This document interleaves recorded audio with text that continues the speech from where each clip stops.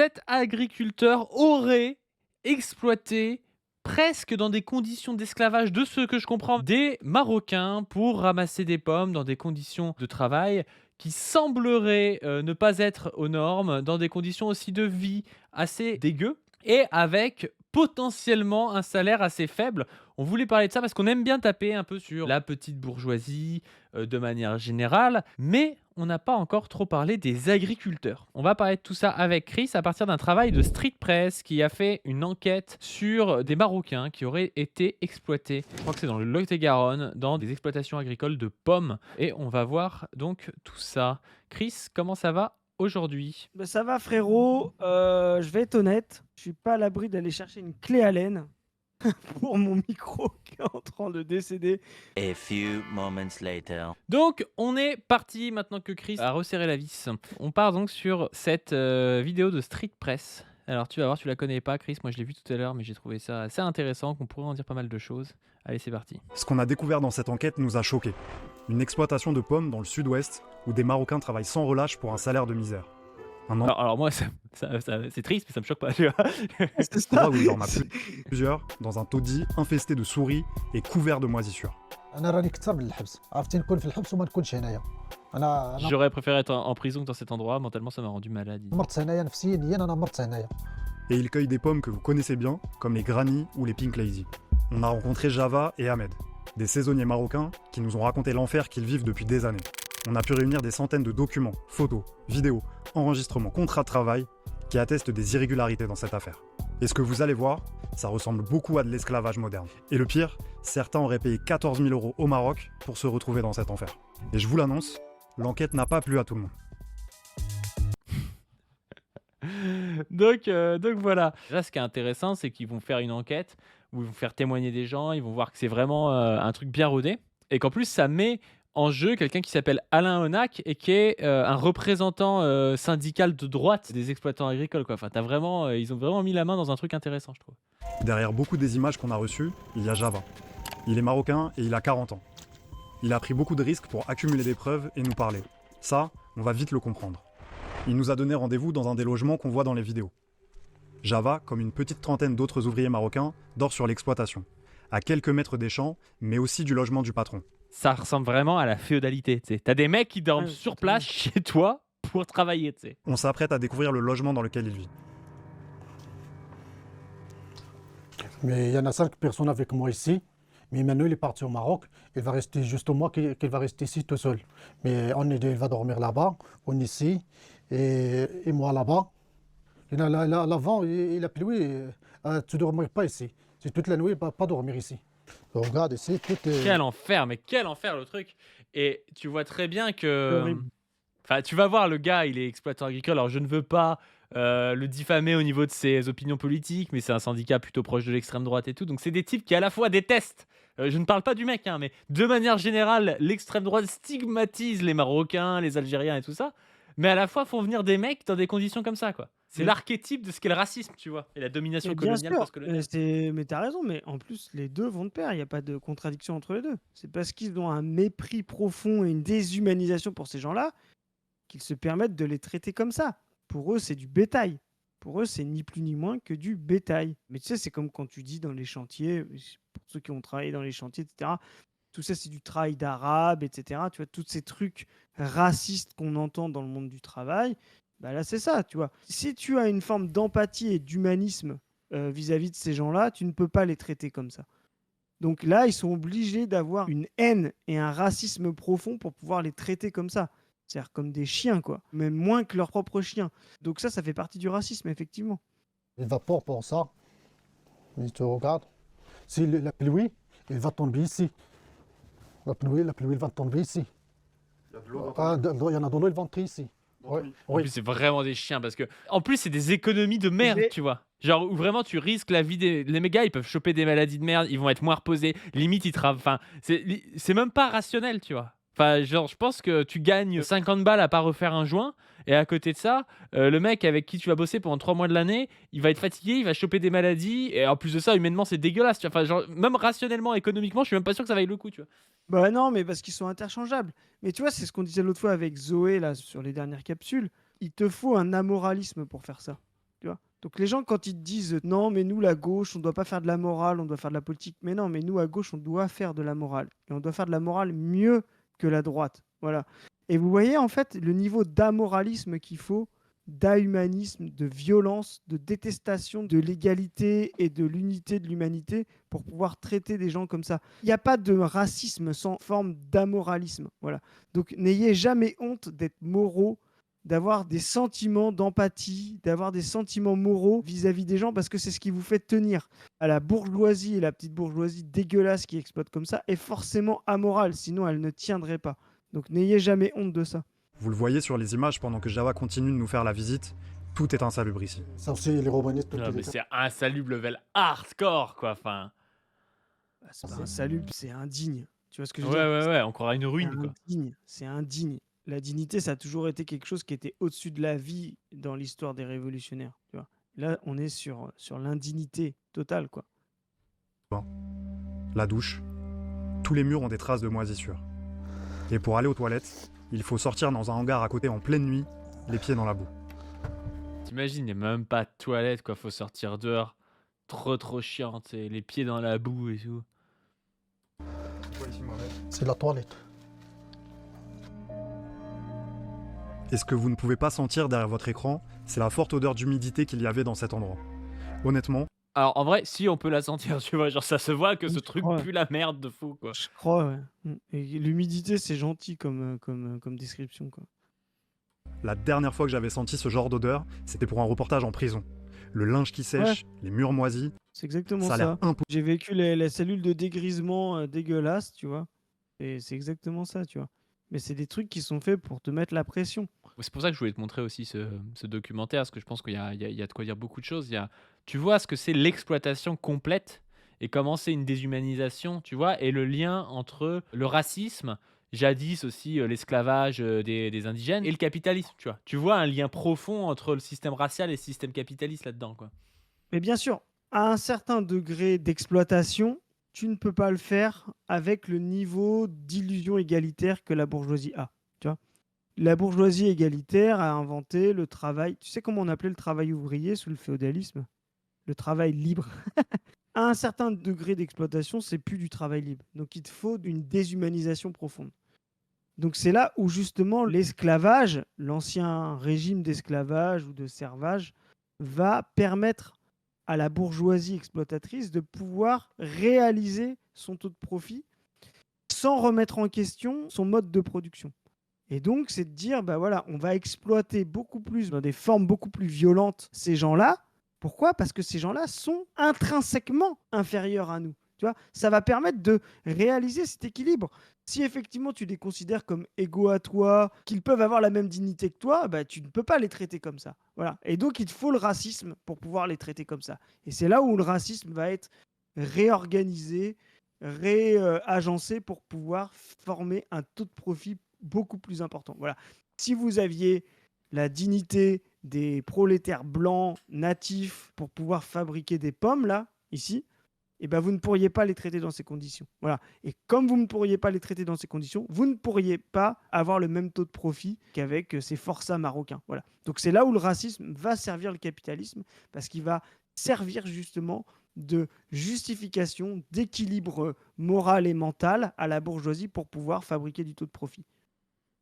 Mais c'est là aussi où tu vois le racisme apparaît comme une nécessité, comme une espèce d'idéologie nécessaire et même au-delà d'une idéologie, d'un Ouais, d'un système système. matériel nécessaire pour pouvoir aller plus loin dans l'exploitation, tu vois. Et c'est là où on fait la différence, nous, c'est avec la xénophobie. C'est pas juste ah ben tiens machin, je le connais pas, j'ai peur de lui parce qu'il est étranger ou j'ai des a priori. Tu vois, c'est pas ça. Là, c'est un projet conscient de déshumanisation pour arriver à exploiter des gens, tu vois. Et typiquement, la controverse de Exactement. Valladolid, c'est vraiment ça, tu vois aussi. Il y a vraiment ce truc de vouloir déshumaniser pour permettre des choses, quoi. C'est pas juste j'ai des a priori parce que je connais pas. Parce que Mais t'avais déjà sous l'Empire romain des gens qui se connaissaient pas, des peuples qui se connaissaient pas, qui avaient des a priori sur autrui. C'est pas exactement la même chose que le racisme moderne qu'a permis le capitalisme. exactement. Et il faut lire par exemple les grands théoriciens du racisme. C'est ce que souvent les gens ne comprennent pas. Le racisme naît d'un mode de production qui s'appelle l'esclavagisme. C'est pas l'inverse. C'est pas parce que des gens étaient considérés comme inférieurs qu'on les a esclavagisés. Non, lisez C.L.R. James, lisez Eric Williams, lisez Webb Dubois, etc. Pour tous les gens qui nous font croire que des comme Ajari pensent l'esclavage moderne. Voilà.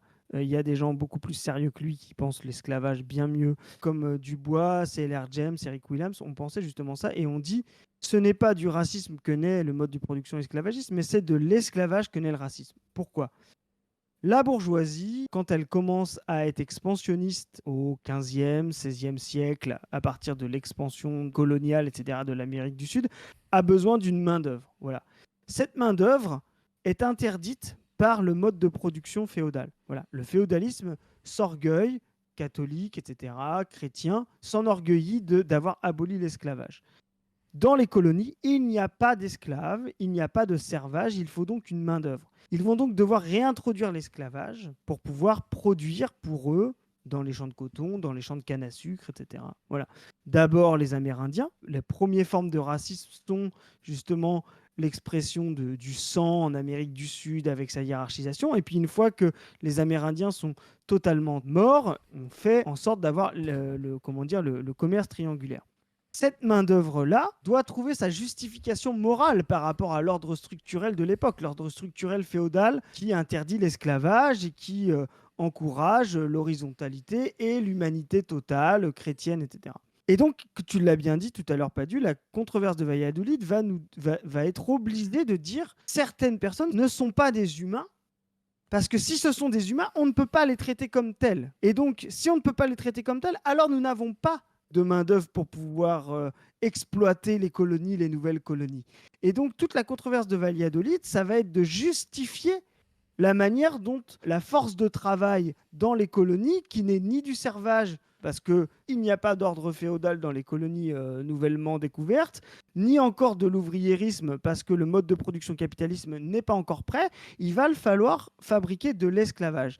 Et pour fabriquer cet esclavage, il va falloir le justifier. Et cette justification, ça sera le code noir, la déshumanisation, etc.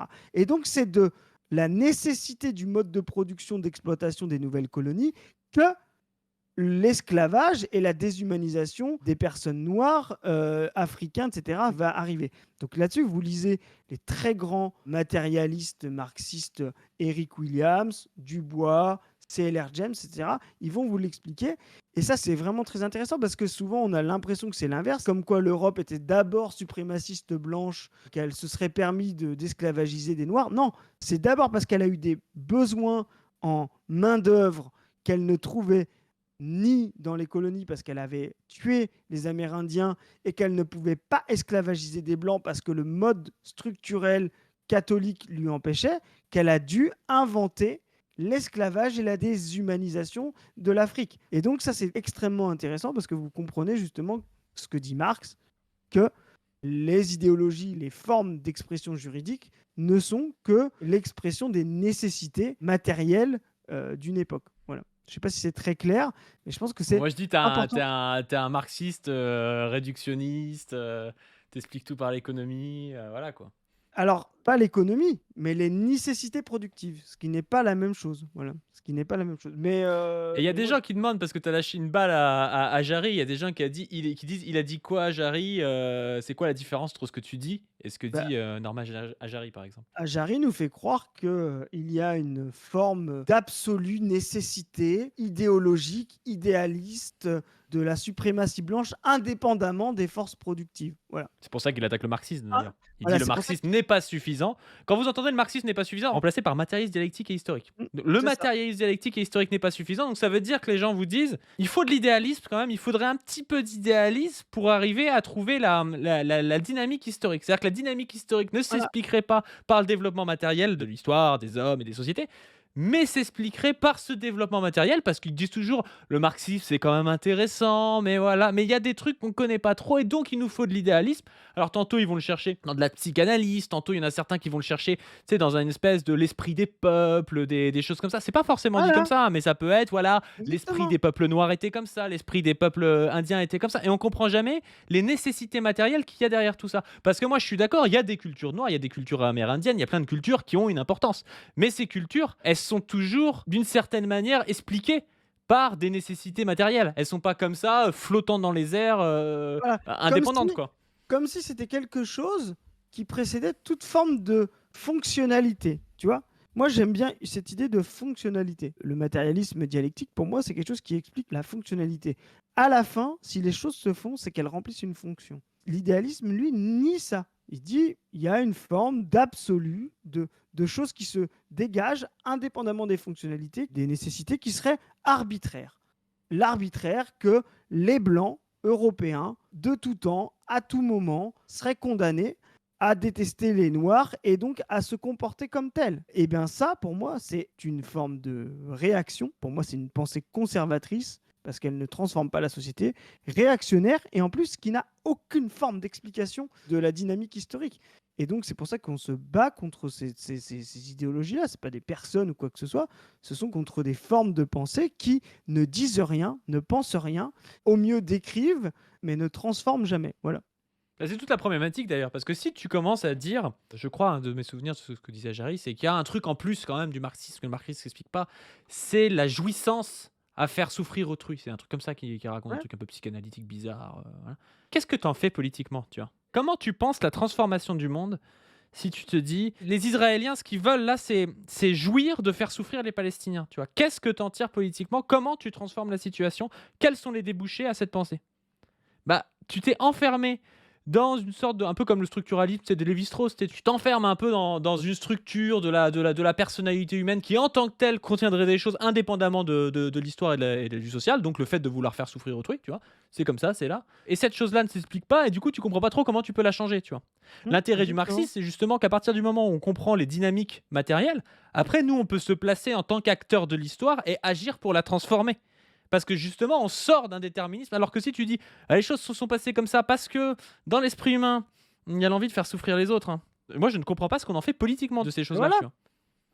C'est ce qu'on appelle du voilà, on est dans le radicalisme, c'est qu'on s'amuse à dire voilà, bon, les blancs sont obsédés, je ne sais pas, par la bite des noirs ou quelque chose comme ça, tu vois. C'est très intéressant, tu vois, mais en plus, penser ça, tu vois, c'est genre vraiment réduire par exemple Fanon à de l'épiphénomène, et c'est vraiment de réduire justement à de la description et à ne jamais penser quelle forme d'agencement historique, quelle forme de nécessité historique ont permis ça.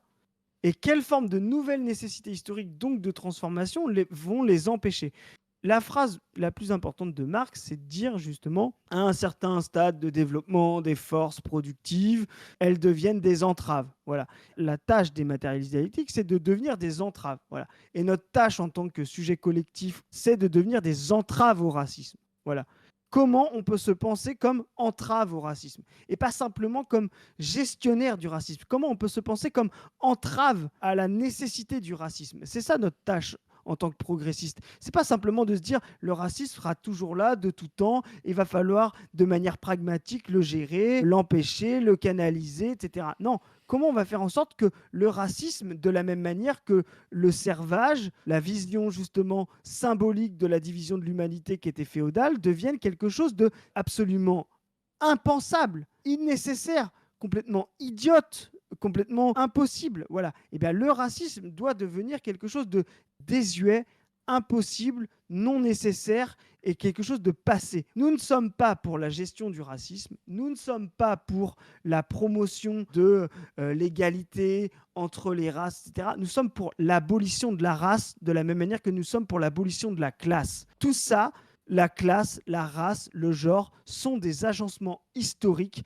des formes de division de l'humanité dont l'humanité s'est servie pour se développer avec de la violence ou non. Ce sont des choses qui doivent être abolies. Ce ne sont pas des choses qui doivent être gérées, ce ne sont pas des choses qui doivent être considérées, ce sont des choses qui doivent être abolies, de la même manière que le servage a été aboli. Voilà ce qu'est la race, voilà ce qu'est la classe, voilà ce qu'est le genre.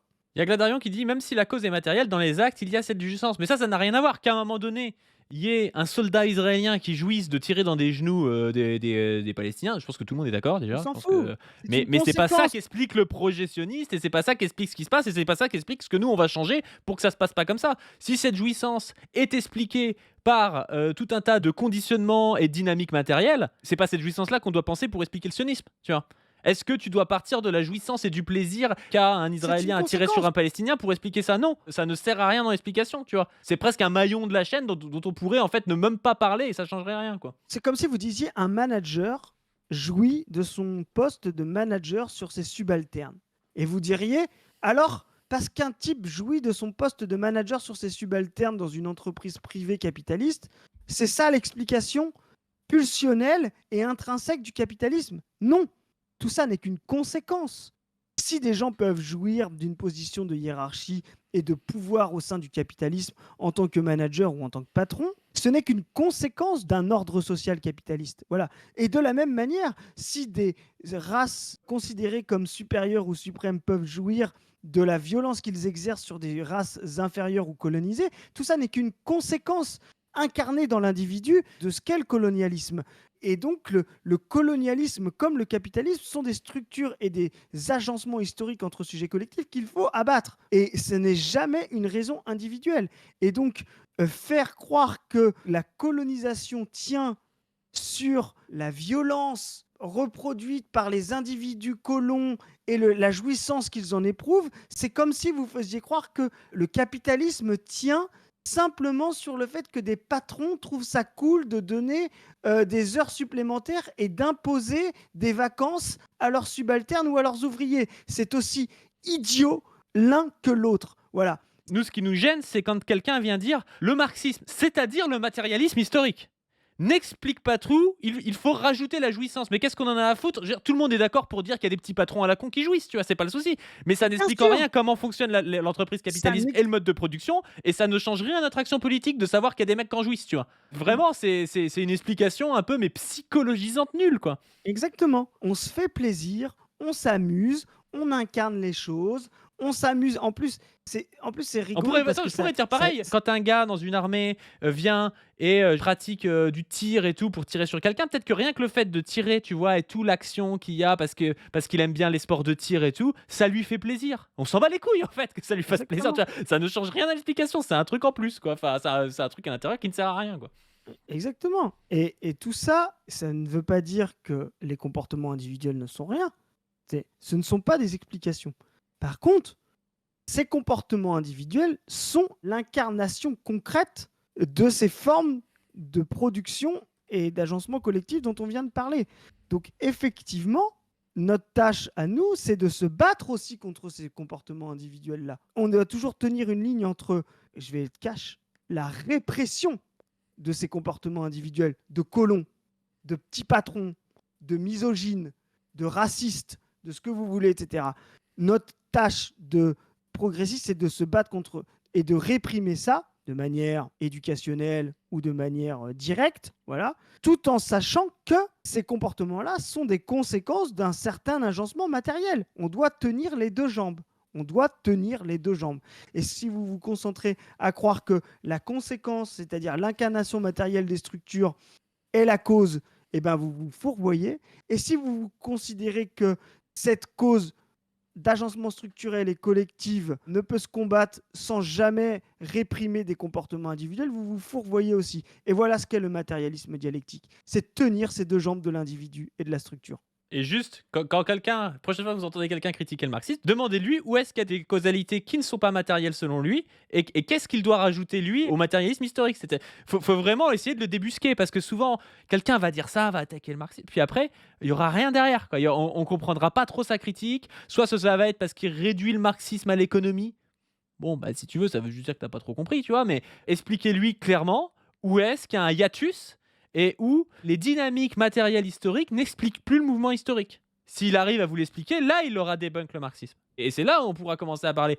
Mais dire juste, ouais, non, mais c'est pas le marxisme, c'est la religion, c'est pas le marxisme, c'est la pulsion, c'est pas le marxisme. Bah, au niveau historique, ça n'a pas trop de sens à part réintroduire des causalités idéalistes, quoi. Exactement. C'est à la fin de rendre les choses arbitraires. Moi, on me reproche souvent d'attaquer Spinoza.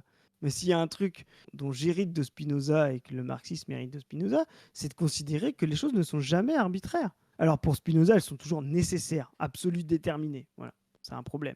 Chez les marxistes, nous, ce qu'on dit, c'est qu'elles sont toujours significatives. Les choses ne sont jamais arbitraires, c'est-à-dire qu'elles ont toujours un sens. un sens dans le mode de production matérielle, dans la pensée matérialiste. Ça veut dire qu'elles servent une fonctionnalité. Ça veut dire qu'elles remplissent une forme d'équilibre. Voilà. Équilibre qui est toujours instable et évolutif, donc elles sont Voilà. toujours en train de se rééquilibrer, s'agencer. quoi. Voilà. De s'agencer, ouais.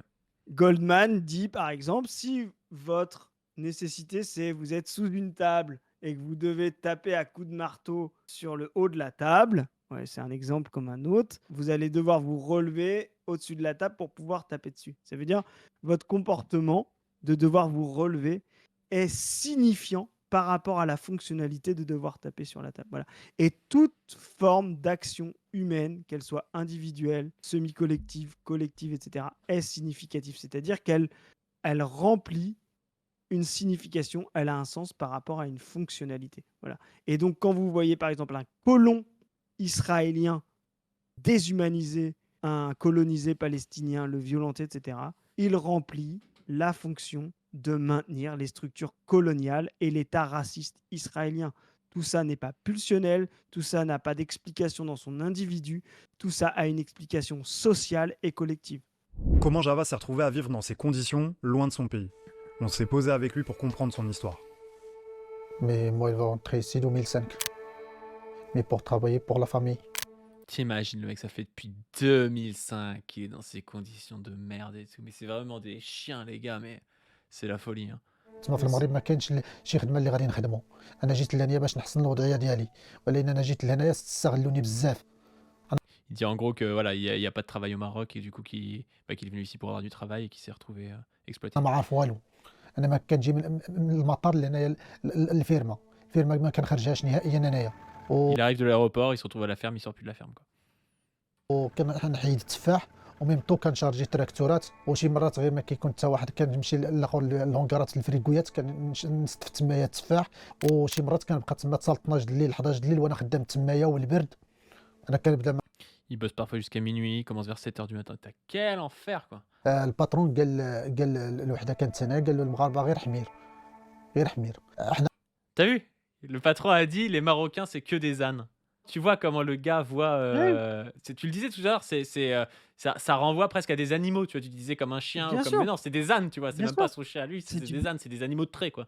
C'est du bétail. Ce que je te disais tout à l'heure, c'est du bétail pour eux. Et c'est pour ça qu'on peut critiquer. Tu vois, nous, on a plein de critiques. Moi, j'ai plein de critiques à faire sur les antispécistes, etc. Mais sur certains aspects, ils ont raison de montrer que la façon dont on utilise la force animale dans le travail humain est une forme de référentiel pour déshumaniser des gens. Et ça, c'est très juste, en fait. Et on voit vraiment, justement, là, ils sont utilisés comme une force de travail vivante, mais qui n'est pas de l'humanité. Voilà. Et qui est, et tu l'as dit, ce sont des ânes. Voilà, ce sont des ânes. Enfin, je l'ai dit. Moi, j'ai rapporté les propos. Ah hein, c'est pas non, moi qui- bien sûr, bien Ouais, sûr, putain. t'inquiète pas, frérot. Mais, De ouf, t'sais. mais voilà, ils le disent clairement, tu vois. Mais ce qui est pire, c'est que justement le racisme va inverser les choses. Il va même aller plus loin. Il va même dire, voilà, je te dis, moi je l'ai entendu, vous l'avez entendu dans le chat, du travail d'arabe. Voilà.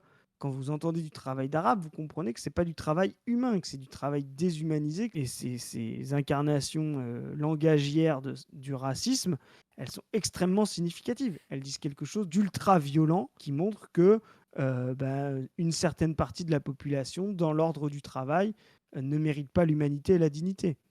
حنا كنخدموا له السبت، كنخدموا له الحد، في الاعياد ديالهم كنخدموا لهم، حنا ما كنجلسوش نهائيا. كاين نهار اللي كنضربوا فيه حتى 11 ساعه 12 ساعه. فوقاش ما جا كيقول لك خدم كتخدم. كنا واحد المره واحد 4 شهور دوزتها انايا، انا جلست فيها يومين. حنا Le gars a eu 2 jours de repos en 4 mois, quoi. En travaillant 11 à 12 heures par jour, quoi. Il payait 5 euros de l'heure. كتشوف داك الاخر اللي فيه جو باي ماشي الثمن اللي فيهم هو اللي كتشد. Et sur les fiches de paye, il dit c'est pas le même Et là- montant que ce qu'il reçoit. Et là, c'est marrant parce que tu vois, ça devrait même pas être à nous là de devoir s'insurger contre ça. Parce que pour nous, et tous les gens qui sont dans le chat, si vous êtes ici, tout le monde est dégoûté par ça, tout le monde est horrifié par ça. Mais ils sont où nos petits libéraux là, les petits libertariens là, qui parlent de droits naturels, d'humanité, etc. Ils sont où ces tartuffes, ces imposteurs, ces merdes Tu vois, ils sont où ces gens-là pour dénoncer ces types-là? Non, non, ces types-là, ils font des vidéos sur la zététique ou je sais pas quelle connerie, etc. Ça devrait être à eux, ces FDP là, de dénoncer ça, parce que là, c'est directement une insulte au droit naturel, à l'humanité, au respect de l'individu et de son contrat, etc. Tu vois, tout ça, ça montre la tartufferie de ces gens. C'est tellement ingrat, minable, cette indignité qu'on réserve à une partie de nos frères en humanité. On n'a pas besoin d'être marxiste pour dénoncer ça. Même les libéraux, les libertariens devraient le faire. Et donc, on devrait leur mettre devant la gueule. Voyez, c'est ça le capitalisme que vous vendez, bande de saloperies. N'est pas nous parler de psychologie, faire des débats avec ce de Bégodeau et tout, si vous avez rien à dire sur ça. Voilà. Chris, il est trop vénère. Il insulte tout le monde. Chris insulte tout le monde dans mon chat. Pardon, mais je suis désolé, mais tu vois ce que je veux dire, c'est on n'a pas besoin d'être marxiste pour dénoncer ça, tu vois. Enfin, c'est juste Non, mais, ouf, ce quoi. documentaire-là, je le montre à n'importe lequel de mes amis, tu vois, qui sont pas marxistes, même de droite ou de gauche, ils trouvent ça dégueulasse, tu vois. Sauf que les militants politiques de droite ou libéraux, ils choisissent de fermer les yeux sur cette situation-là, tu vois. Parce que cette situation-là arrange certaines personnes, tu vois. هنايا Je sais Ça pas. arrive, هاد ça. المراه هادي خص الباترون T'inquiète. حيت هي اللي مكلفه هاد العام هي ما C'est la كتعاملش sœur مع du patron, la meuf qui distribue de l'argent liquide. مزيان على حسب كل واحد شنو كتعطي له C'est good. Elle se comporte pas bien avec eux, il dit. في السيمانه ولا 15 يوم اما في الاول كتمشيو عندها كتقول لنا الفلوس ما كاينينش الفلوس مازال ما دخلوش الفلوس مازال ما دخلوش Ça, c'est un truc en bas à droite du graphique. On n'a pas encore d'argent, l'argent n'est pas encore rentré et tout. Ça, c'est un truc en bas à droite du Ouais. graphique, là, alors que c'est des Ouais. gens qui sont pétés de thunes, tu sais, qui sont vraiment, tu sais, c'est le magot. Tu sais, c'est des gens qui ont de l'argent liquide caché et tout. Alors, je dis pas que cette personne en a, c'est tu ça. vois, mais en bas à droite du graphique, c'est un peu comme ça, tu vois. J'ai pas eu le virement, c'est jour Ouais, férié. il y a toujours une douille. Je la connais. J'ai appelé le banquier, mais là ils sont en vacances. Je connais le dossier. هما التفاح غير كيبيعوا في التفاح وهما كيقولوا لك الفلوس ما عندناش هي كتقول لك بحال الا ولات دابا كتصدقهم في Elle nous parle comme si elle nous faisait des dons. C'est tellement précis. Ça, Tu c'est travailles tellement pour précis. elle, tu te fais exploiter. En plus, la meuf, elle est là, elle est gentille avec les Marocains. Tu sais, elle te tutoie déjà, tu sais pas trop pourquoi. Et elle te parle comme si elle était gentille de te le donner, quoi. Quelle Mais elle te- horreur. Elle te dit, mais si nous on n'était pas là, comment vous survivriez? Tu Mais vois. c'est ça, c'est ça. C'est Elle ça qu'elle s'invente te dit. un humanisme. Mais tu sais, c'est la phrase de fou, c'est on crée de l'emploi. Tu vois, tu sais, on crée de l'emploi, on vous crée du travail, comme si, comme on disait tout à l'heure, c'était pas des nécessités collectives. Je te donne une anecdote. Moi, quand je suis passé de ouvrier à statut intermédiaire, je me suis fighté avec des cadres, tu vois. Et un jour, la meuf, directrice commerciale, elle me dit ouais, mais sans nous, les commerciaux, il y aurait pas de boulot, tu vois.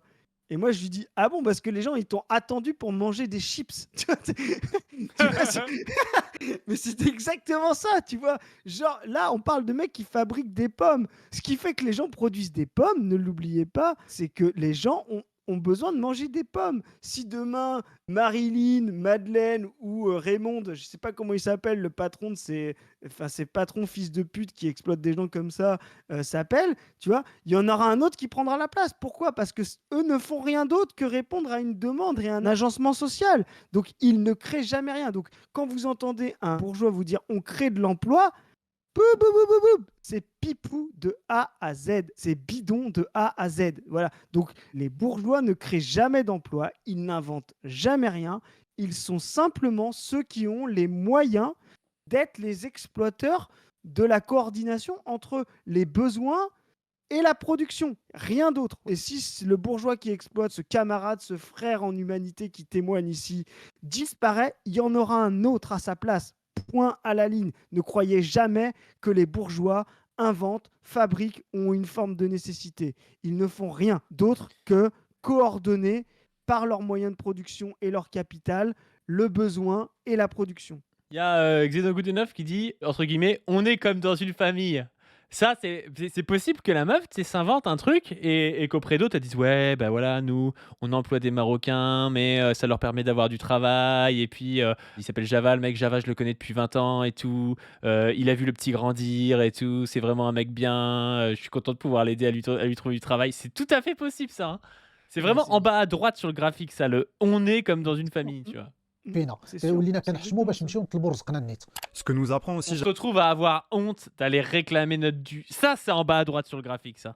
Voilà. C'est-à-dire que t'as travaillé et en plus la meuf te fait genre qu'en fait si elle te paye c'est parce qu'elle est gentille mais t'as honte d'aller demander ton salaire quoi. Il ne toucherait l'argent de son contrat qu'à la fin de la saison, après plusieurs mois de travail. La scène qu'on voit sur la vidéo, ce serait une distribution d'argent, au compte-gouttes, au bon vouloir des exploitants, et retiré du salaire total des ouvriers marocains. Grâce à lui, on en sait plus sur la femme sur la vidéo. Mais c'est normal, dis pas merci. C'est normal, ne dis pas merci. Oh là là là là là là, quel enfer mec. C'est normal, ne dis pas merci frérot. Le gars il fait 11 à 12 heures de travail tous les jours, week-end et jours fériés inclus. La meuf elle lui lâche 200 balles en liquide issu de je ne sais quoi. Et elle fait genre c'est normal, ne me remercie pas. Mohamed est vraiment très gentil avec moi. Là, Et on a Moss Majorum nous dira, elle l'a payé exactement ce qu'il rapporte. Tu vois. Ouais, Monsieur Elle l'a- Jérôme dira que cette meuf est exploitée par ses Elle l'a employés. payé exactement ce qu'il rapporte. Donc elle l'a pas exploité. Tu vois.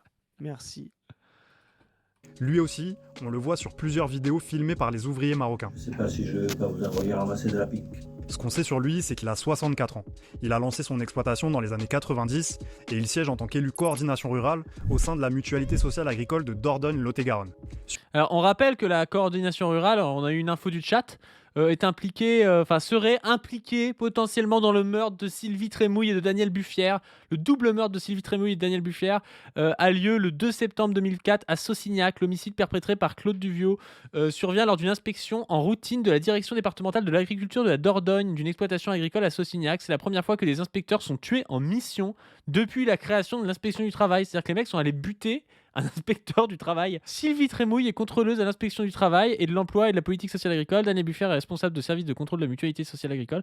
Le meurtrier, Claude Duvieux, est un agriculteur, ancien militaire et ancien assureur, proche de la coordination rurale. Il exploite une ferme produisant des prunes, de la vigne et des cerises. Il emploie des sans-papiers, mais son exploitation n'est plus rentable financièrement. Il est placé en liquidation judiciaire. Le 2 septembre 2004, les deux inspecteurs réalisent des contrôles dans le département. Ils repèrent la ferme de Claude Duvieux et interrogent les saisonniers au travail. Après avoir contrôlé leur identité, ils poursuivent le contrôle auprès de l'agriculteur, ayant remarqué que sur les 11 travailleurs contrôlés, 3 sont salariés d'un prestataire de service. Le ton monte au cours des échanges, prétextant à aller chercher des documents dans le bâtiment. Claude Duvieux sort avec une arme à feu. Donc il lui tire dessus, voilà. Donc bon, lui il est proche en tout cas de la coordination rurale. Non, mais c'est intéressant parce que ce que tu disais, c'est qu'il emploie des sans-papiers. Il faut rappeler un truc, c'est ne le reprochez jamais aux bourgeois d'employer des sans-papiers. Aujourd'hui, c'est comme si vous reprochiez aux bourgeois d'employer des enfants en 1850. Vous voyez, ils le font parce que ça se fait. Moi, je regardais hier le film de Raoul Peck, Le Jeune Marx, que j'ai regardé, je sais pas, 10 fois. Et la prochaine fois que je reçois Padu et Zoé à la maison, je leur fais faire une projection privée du Jeune Marx parce que c'est vraiment un super film. Et à un moment, il y a une scène magnifique, si vous l'avez vu, où justement Engels, qui est un fils de la bourgeoisie, rencontre un des amis de son père et lui explique: alors vous employez des enfants dans votre entreprise, vous voyez. Et lui, il dit: mais si j'en emploie pas, mes concurrents vont en employer à ma place et donc je vais perdre mon argent, vous voyez. Ah bah oui. Et ben là, c'est la même chose avec les travailleurs sans papier de nos jours. L'organisation fait que les Ah bah ils vont faire employés- faillite sinon. Voilà, ils vont faire faillite et donc d'autres vont le faire à la place. Pour rester en bas à droite du graphique, ils sont obligés de faire ça. Donc jamais, jamais, jamais, jamais ne vous battez contre le fait de renvoyer des sans-papiers. Voilà. La tâche du mouvement ouvrier, c'est de toujours donner des papiers et de donner des droits à nos camarades travailleurs, qu'ils aient la nationalité ou non, qu'ils parlent la langue ou non, etc. D'étendre les droits des travailleurs en France à tous les travailleurs, qu'ils soient natifs, qu'ils soient arrivés hier, il y a 1 heure, il y a une demi-heure. C'est ça le mouvement ouvrier de A à Z. Les gens qui vous font croire qu'il faut simplement bloquer les frontières, qu'il y a machin, etc. Tout ça est bidon. Tout ça est un argument réactionnaire de racistes. De racistes qui iront nationalistes. jamais ramasser les pommes à la place des gars. Voilà, en qui plus, n'iront hein. jamais ramasser les pommes, etc. La dignité du mouvement ouvrier et internationaliste, c'est toujours de dire les droits les plus absolus, les plus avantageux doivent être donnés à tous, que vous soyez arrivé hier, avant-hier, aujourd'hui. Gardez ça en tête. Tous les gens qui vous disent il y a trop d'immigrés, il faut faire gaffe aux frontières, etc.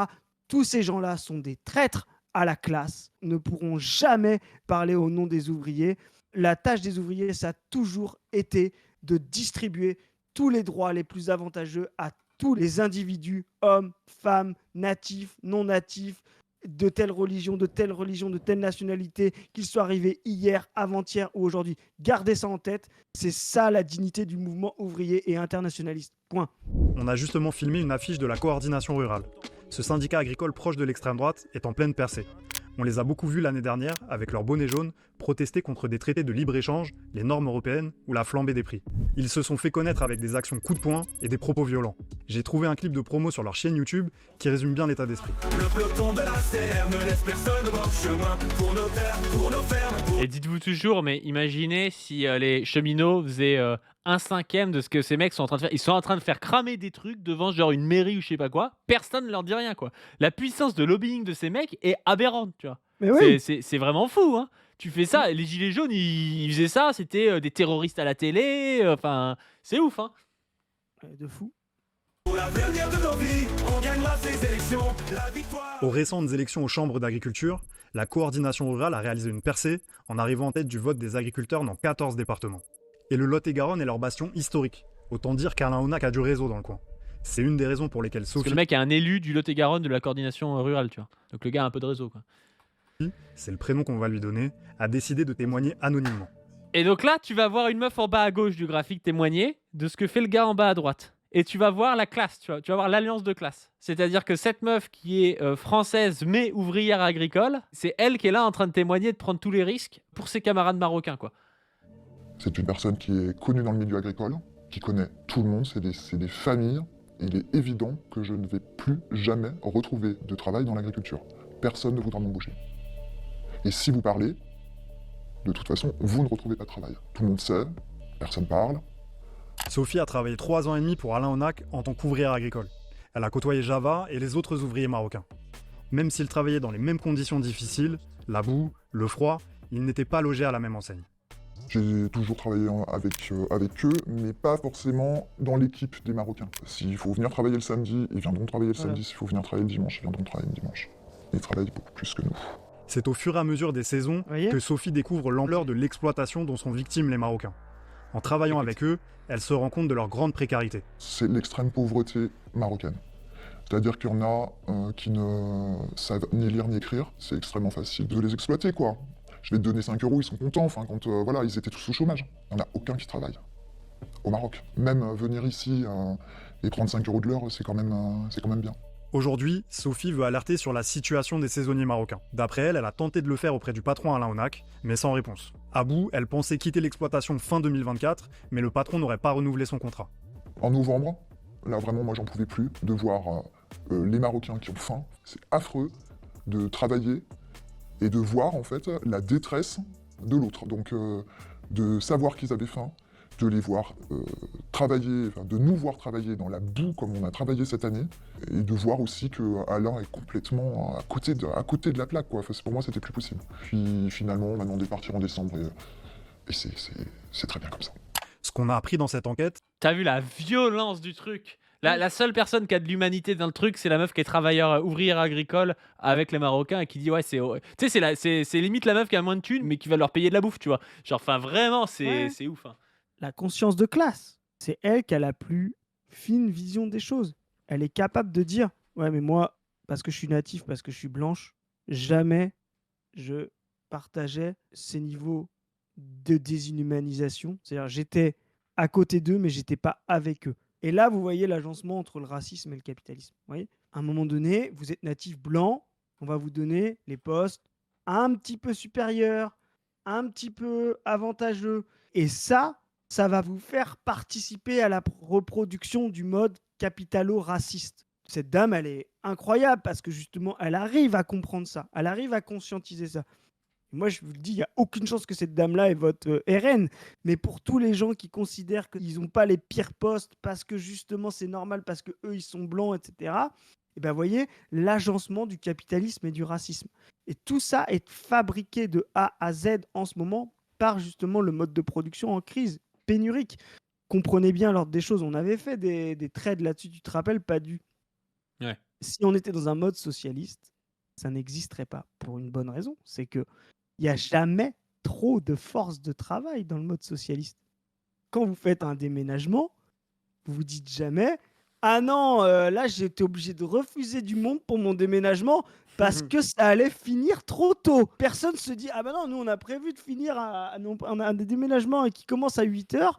Là, j'ai trop de potes et de familles qui viennent, donc ça va finir trop tôt, c'est un problème». Vous voyez? Mais dans le monde capitaliste, le travail est une marchandise. Le travail est une marchandise. Donc, il doit être limité. Il doit être inférieur à la demande. L'offre de travail doit toujours être inférieure à la demande, ce qui permet de le rendre le plus bas possible en termes de coût de marchandise. Et vous le voyez, là, les conditions sont dégradées, la violence est augmentée, l'exploitation est augmentée. Et donc, ça va permettre petit à petit, petit à petit, petit à petit, de faire en sorte que les Blancs remontent dans la hiérarchie. Ensuite, on fait venir des travailleurs immigrés légaux. Et puis ensuite, quand les travailleurs immigrés légaux, c'est encore trop cher, on fait venir des travailleurs immigrés non légaux, etc., etc., etc., etc., pour créer une offre de travail toujours plus faible que la demande et la payer le moins cher possible et la payer, comme tu disais tout à l'heure, en symbolique. Ah, mais vous avez de la chance quand même, hein, parce que sinon vous pourriez être au beau milieu de la Méditerranée en train de mourir. Vous voyez. Donc c'est pour ça que le mode de production et la révolution socialiste, c'est toujours, toujours de maximiser les droits de tous les travailleurs, quels qu'ils soient, d'où ils viennent, de comment ils viennent, etc., pour faire en sorte de casser cette dynamique de la bourgeoisie qui décide qui est l'offre et qui est la demande de travail. Voilà. Et juste, je voulais rajouter un truc là sur cette dame qui finit par demander au patron en plus, tu vois. Elle va dire au patron, mais comment ça se fait que tu sais, elle va interpeller le mec pour le ramener face à son humanité au moins, tu vois, genre pour lui montrer la merde qu'il produit, tu vois. Moi, ça me fait questionner aussi la stratégie Ruffin, tu vois. Parce que tu vas pas me dire qu'en bas à gauche du graphique, il n'y a pas plein de meufs comme elle. Alors peut-être qu'ils sont pas, tu vois, aussi conscientes que cette meuf qui a quand même conscientisé le truc jusqu'à quitter son travail, presque, tu vois. Mais il y a plein de gens comme ça où faut les travailler au niveau de leur conscience et leur apporter un contre-discours anti-racisme en lui disant bah le copain là marocain ou des pays de l'Est, il pourrait peut-être avoir les mêmes droits que toi et puis avoir ses week-ends Exactement. aussi. Ces gens-là, ils peuvent comprendre ça. Si tu vas en mettant sous le tapis le racisme, comme fait Ruffin, l'antiracisme en disant C'est mort. eh ben ces gens-là, ils vont finir par voter RN ou par s'abstenir. C'est mort et c'est foutu, tu vois. C'est ces gens-là qu'on doit aller chercher. C'est pas le gros agriculteur là d'en bas à droite, lui on n'ira jamais le chercher. Et le truc c'est que Ruffin en faisant un truc de, tu sais, de géographie, il met dans le même panier cette meuf et le gars qui emploie les Marocains, tu vois. Sauf qu'il y a un vrai travail à faire sur ce genre de personnes. Et je vais aller plus loin. Moi, je vais aller vraiment plus loin. C'est même pas Ruffin qu'il faut attaquer. C'est l'idée même de nationalité. L'idée même de bleu, blanc, rouge. Quand vous voyez des droits attachés parce que machin est né là, etc. Les droits du travailleur, l'internationalisme, c'est justement de considérer que tous les travailleurs devraient avoir les mêmes droits de vote, de subsistance, de salaire, de cotisation, etc. C'est-à-dire que même l'idée même de nationalité ici, de la France, du bleu, blanc, rouge, etc., est une ignominie quand on pense la classe sociale correctement. Tout ça est vraiment un agencement de la bourgeoisie pour pouvoir séparer les travailleurs entre eux. Et donc, Ruffin ou Roussel, etc., ou, vas-y, je m'en bats les couilles, ou Ria Boutelja, ou je sais pas quoi, devraient être insultés pour pouvoir dire des trucs en mode « Ah, mais la nation, le machin, etc. » Non, tous les travailleurs devraient avoir les mêmes droits. Vous travaillez, vous avez le droit, point à la ligne. Vous Mais avez... c'est que eux, ils font croire qu'on va arriver à ce stade-là, tu vois, en mettant en avant le drapeau, tu vois. En disant, ouais, Exactement. non, mais voilà, on va les avoir un petit peu comme ça, tu vois. Mais Léoman C'est aussi, ça le les gens problème. dans le chat. Mais oui, Léoman, tout ce que vous voulez, tout ce que vous dites, tous les gens qui vont vous vendre la nation ne sert à rien d'autre qu'à diviser les travailleurs. Si vous abolissez la nation, vous considérez que machin qui est arrivé hier soir à la nage entre Lampedusa et la France devrait avoir le droit de vote dès demain, devrait avoir les cotisations sociales, devrait avoir l'assurance maladie dès demain. Dès demain. Peu importe si vous êtes capable de parler la même langue que lui, peu importe s'il mange du fromage, s'il mange du porc, s'il boit de l'alcool, j'en ai rien à foutre. Dès demain, il devrait avoir les mêmes droits des travailleurs. C'est ça l'internationalisme ouvrier. C'est pas entre les nations l'internationalisme ouvrier, c'est par-delà les nations. Et donc, posez-vous la question, à quel moment c'est pertinent que des gens qui partagent les mêmes, et elle le dit bien cette dame, qui partagent les mêmes conditions de vie que vous, se lever le matin à 4h du mat pour aller ramasser des pommes dans la boue, devraient, parce qu'ils ne sont pas nés là, gagner moins, ne pas avoir le même droit face à la maladie, ne pas avoir le même droit face à la retraite, ne pas avoir le même droit de décider qui va être élu dans leur pays, etc. Tout ça, c'est de la merde. La nationalité même devrait être remis en question quand on est travailleur. Il y a Bonaventura du Prato, je comprends pas trop, il dit Chris, c'est Ged, en fait, il insulte Dreyfus car il agite un drapeau. Nous, ce qu'on dit, c'est qu'on s'en bat les couilles du drapeau. C'est pas ça On qui mobilise, on va pas insulter les s'en mecs qui ont le fout. drapeau, tu vois. On s'en Chris l'avait fout. dit l'autre jour, il dit de mec ici sur le drapeau français, c'est un des plus beaux moments du sport français. C'est pas le souci. Par contre, dire que la stratégie politique d'agiter le drapeau, c'est de la merde. Surtout dans une période de Moi, je vais- néofascisation, c'est ça le problème. C'est pas de dire. Moi, je Moi, m'en fous que quelqu'un agite un drapeau, tu vois. Moi, je vais vous le dire clairement. Je suis patriote. J'aime l'équipe de France. J'aime le FC Nantes, etc. Pourquoi? Parce que c'est une question culturelle, d'un attachement particulier. Je considère que le patriotisme est un sentiment qui ne devrait jamais être incarné en politique. Dès que vous en faites de la politique, ça devient forcément de la violence envers autrui. Voilà. Le patriotisme, vous voyez, je le vois comme l'amour que je porte à ma mère.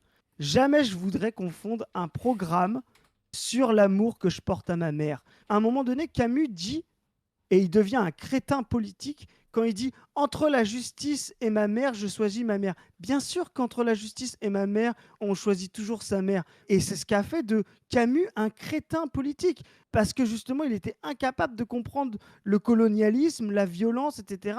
Parce qu'il a confondu la justice sociale, la justice anticoloniale avec sa mère. Vous voyez? Eh bien, le patriotisme, c'est la même. Quand vous voyez un compatriote, l'équipe de foot que vous avez vu tous les jours, à la télé, etc., gagner, et que vous êtes content, c'est un noble sentiment d'aimer là où vous êtes né, d'aimer les paysages que vous avez fréquentés, d'aimer les gens que vous avez... Tout ça, c'est un noble sentiment. Mais tout ça, ce n'est pas de la politique. La pensée de l'humanité, la pensée de la transformation, la pensée de l'activité politique doit se faire contre ça, c'est-à-dire contre vous-même. Apprenez à penser contre vous-même, apprenez à penser contre vos affects. Pourquoi on vous casse les couilles sur les affects, c'est de la merde. La conscience politique et collective, c'est apprendre à penser contre ses affects individuels. Et apprendre à penser contre ses affects individuels, c'est dire apprendre à penser contre le fait que machin qui est né à côté de vous, que vous avez fréquenté au collège, dispose de plus de droits que machin qui parle pas la même langue est arrivé hier soir. Tout ça, c'est de la merde, vous voyez, et c'est ce qui reproduit le racisme. Point. Yes. Bon, on continue. Certains saisonniers marocains auraient été escroqués avant même de fouler le sol français. C'est le cas d'Ahmed, un Marocain de 27 ans qui travaillait comme peintre. Tu vois Il le a bail. accepté de nous raconter son histoire sous couvert d'anonymat. Il aurait payé une grosse somme d'argent à un intermédiaire marocain pour pouvoir venir travailler sur l'exploitation d'Alain Onak. Il a dit il faut payer 14 000 euros pour voir un contrat pour travailler en France.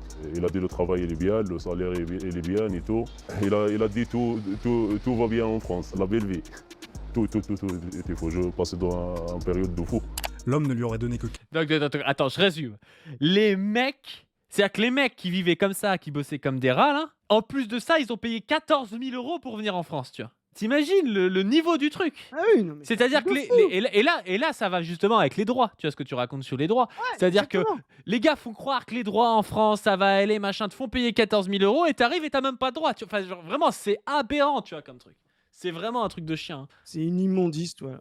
C'est pour ça qu'il parle de soupçons d'esclavage moderne. Et en réalité, c'est intéressant parce que il y a des soupçons de féodalisme, tu vois, dans ce qui se passe. Exactement. De privilège, tu vois. C'est un privilège d'être français, tu vois. Il y a un côté vraiment comme ça dans ce documentaire, je trouve. C'est très très juste. Tu dis mieux ce que je viens de dire. Là, j'ai fait un tunnel, etc. Tu as résumé en une phrase. Effectivement, le nationalisme et la nationalité est un privilège féodal. Je suis tout à fait d'accord. Et le jeune ouvrier se serait endetté pour pouvoir payer. Je vendais un terrain, je fais le crédit. Je demandais l'argent à la famille, je donnais les crédits et après il a dit maintenant c'est bon, je parle avec le patron pour faire le contrat et tout. Moi, je suis pour abolir le liquide, hein. Tout se passe en liquide en bas à droite du graphique, il y a un truc, hein. Exactement. Tout est en liquide tout le temps. Je vais vous donner un bail, un bail amical entre Padu et moi. Quand on a commencé à se fréquenter avec Padu, je me rappelle, et je vais le dire, hein, parce que les gens, ils voient que les saloperies et on raconte pas tout. Ouais, Padu, il a fait ci en 2022, blablabla. Moi, je me rappelle de mon Padu. il est devenu fou face au rouge-brun sur l'idée, tu peux en parler de ça, d'assimilation. Tu te Ah rappelles bah de ça? oui. Tu te Ouais. rappelles de ça? Et là, je me suis dit, ce gars-là est un vrai communiste, un vrai humaniste, et c'est mon frère, et ce sera Ah, mon c'est vraiment de frère la à merde. vie. Le concept Vous voyez? d'assimilation, c'est Vous vraiment de la voyez? belle merde, hein. Voilà. Et ça, vous voyez, c'est les premiers moments que j'ai vécu avec mon Padu. Bon, à l'époque, on se connaissait moins, voilà, et maintenant, on est amis et tout. Mais quand tu commences à rejeter cette idée même là d'assimilation, t'es dans le communisme. Voilà. Tu comprends que ce n'est pas la culture qui fait l'humanisme. Ce n'est pas l'unité culturelle qui va te permettre de dire parce que les gens ont le même mode culturel, la même religion, la même langue, etc.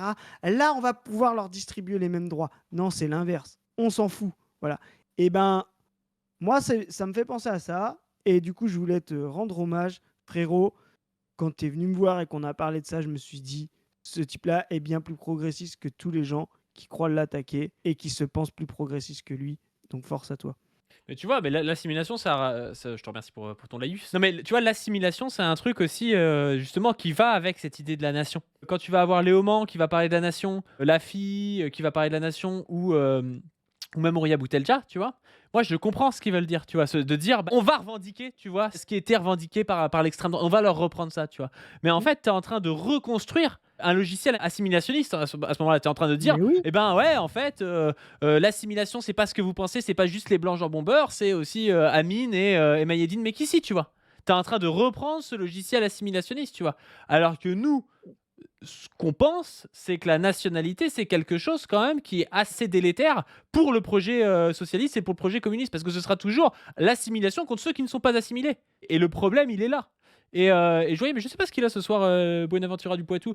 Il dit quand quelqu'un est ciblé par le racisme et dans l'assimilation, on va pas attendre de le convaincre sur l'internationalisme pour le défendre. Mais ça n'a rien à voir. Nous, on a défendu Majoubi, tu vois, par exemple. On a défendu Mais plein de oui. gars qui sont peut-être pas sur nos lignes. Quand quelqu'un est victime de racisme, on le défend, c'est pas le souci. Par contre, on a le droit de penser qu'un projet politique qui met en avant aujourd'hui des thématiques comme celui du drapeau français ou des thématiques comme l'assimilation, c'est se tirer une balle dans le pied et c'est pas ça qui va nous permettre de gagner contre l'extrême droite et d'avancer vers notre projet. Parce qu'en fait, si on débat, et peut-être des fois même durement avec des gens, tu vois, qui sont de gauche, c'est parce qu'on les considère comme étant de notre camp, hein. On considère qu'ils veulent la même chose que nous, tu vois. Moi, j'ai rien contre Antoine Léaumont, tu vois.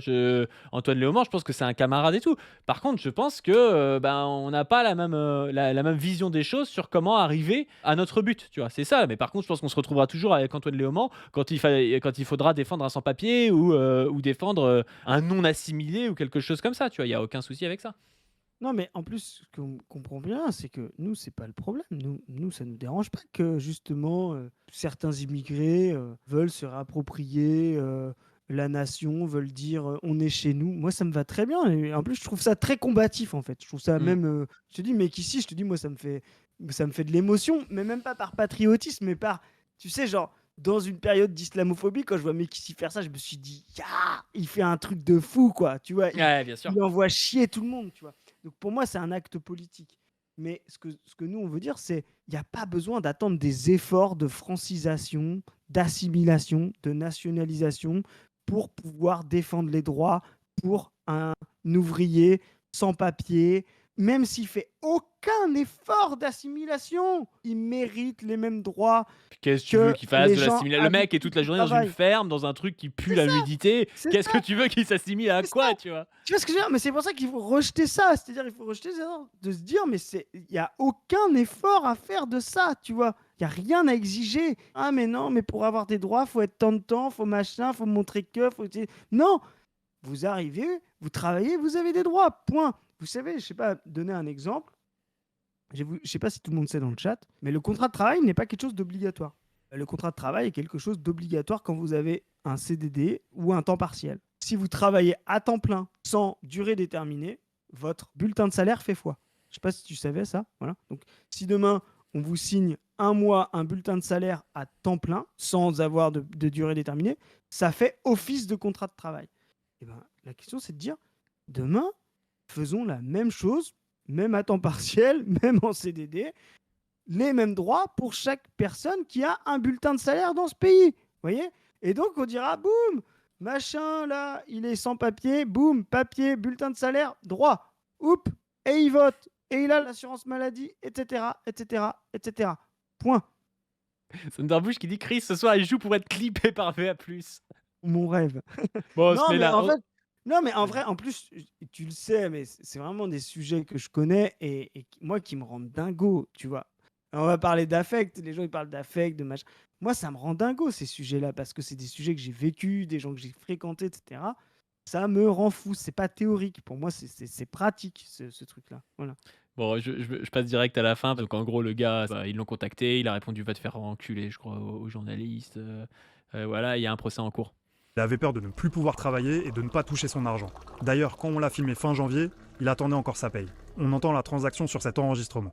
1, 2, 3, 4, 5. Là, tu as 400. Ouais, 400. Bon, mais je te donne que 400 parce que là, il me manque 10 euros. d'accord. Eux, ils ont oublié de donner 10 euros parce que Claudine m'a donné l'alias. Ouais, ouais. Donc, ok. Donc, je t'aurais donné 1900. Ouais, On est ok? ouais, ouais, Et ouais. demain, je te donne le reste. D'accord. Ça roule? Ok, Allez, ok, Maris. ça marche. Ok, Maris. Allez, à Allez, demain. allez, Je à l'aurai que demain, le reste. D'accord, juste demain, d'accord, Maris. Demain, voilà. Parce D'accord. qu'on Là, on voit quand même ce que raconte Frio, tu vois? La manière dont tu es tenu en laisse, du fait que ton travail est payé après coup, tu vois? Là, je veux dire, le mec, il est payé en décembre pour une saison. La saison des pommes, c'est quoi? C'est de août à novembre, de août à décembre, tu vois? Donc il est payé de tout son truc à la fin. Donc c'est-à-dire que tu es baisé. Tu peux pas te barrer et tout. Tu es vraiment dépendant de ton exploiteur, quoi. Et c'est vraiment quelque chose qu'il faut noter dans leur système de merde, là. Tu as payé 14 000 €, tu arrives, tu travailles, mais tu pas payé. Donc de toute façon, tu es obligé de rester travailler et tout. Enfin, c'est vraiment la douille, hein. on peut retirer que 2000 par jour. Ah, On peut pas faire mieux. d'accord, c'est bon. Allez. Allez. Ce jour-là, Java aurait reçu un peu moins de 2000 € en liquide. Le lendemain, la sœur de l'exploitant reviendra lui donner 2000 €. En tout, il affirme avoir reçu 5700 € pour 6 mois de travail, loin, très loin du minimum légal. Le jour du tournage, on a senti beaucoup d'émotions dans le témoignage de Java. Comme une libération après 20 ans de travail et de vie dans ces conditions indignes. راه ضحكوا عليا حيت راه استغلوا لي 20 عام وهما كيستغلوني 20 عام وهما كيستغلوني ماشي غير راه ضحكوا عليا بمعنى الكلمه راه نص د العمر ديالي راني دوزتو انايا معاهم. T'imagines, ça fait 20 ans de sa vie, mec. Le mec s'est fait prendre 20 ans de sa vie par ces connards, quoi. Ouais, c'est انا راني جيت لان راه لقيت ولدو راه مازال صغير كنت كنلعب معاه مازال صغير دابا راه ولا راجل تبارك الله دابا راه عندي 40 عام راه النص ديال الحياه ديالي راه مشى معاهم انايا راه من نهار جيت انايا راه لقيتو والو مازال ما عنده حتى حاجه دابا الفيرما ولات كبرات. Et puis tu vois, ces connards là, ils parlent d'assimilation, mais quand je te dis ces connards, je parle de l'extrême droite, tu vois, qui va te parler d'assimilation de ce genre de gars. Le mec, ça fait 20 ans qu'il est là, il connaît pas la langue, on le fait travailler qu'avec des Marocains, il vit dans une piole de merde, il y a pas une soirée où il peut aller boire un coup avec des gens, où il peut aller au restaurant avec des gens, avec des Français et tout. Et c'est là où c'est une douille l'assimilation, tu vois, ça dépend de tes conditions de vie, c'est évident, tu vois. Ce type, il serait là avec sa famille, il aurait des enfants ou je sais pas quoi, il les amènerait à l'école, il apprendrait la langue de lui-même et tout, il s'intégrerait normalement, tu vois. Mais qu'est-ce que tu veux t'intégrer quand t'es tout seul dans une piole de merde avec des cafards, tu vois? Enfin, ça rend fou, hein. On est d'accord. À la mi-février, Java est retourné dans son village au Maroc, au nord du pays. Et il nous a envoyé ces images où on le voit chez lui. Pour la première fois en 20 ans, il ne compte plus revenir travailler pour Alain Onac à Villeneuve-sur-Lot. Et il espère éviter à d'autres d'être pris dans cet engrenage. انا كنقول للدراري اللي في المغرب باش يشري الكونترا دابا 14 مليون غيجي لهنايا ديك 14 مليون غيمشي يدير بها مشروع في بلادو يجلس حسن له. Mais c'est ouf ce truc des 14 000 € parce qu'en plus, je pense que je sais pas si c'est mentalisé à ce point-là, mais moi je le vois comme ça. Ça crée un biais cognitif quand tu as dépensé 14 000 € pour être dans un truc qui fait que tu es piégé et que tu y retournes. Tu étais obligé de faire le boulot, tu vois.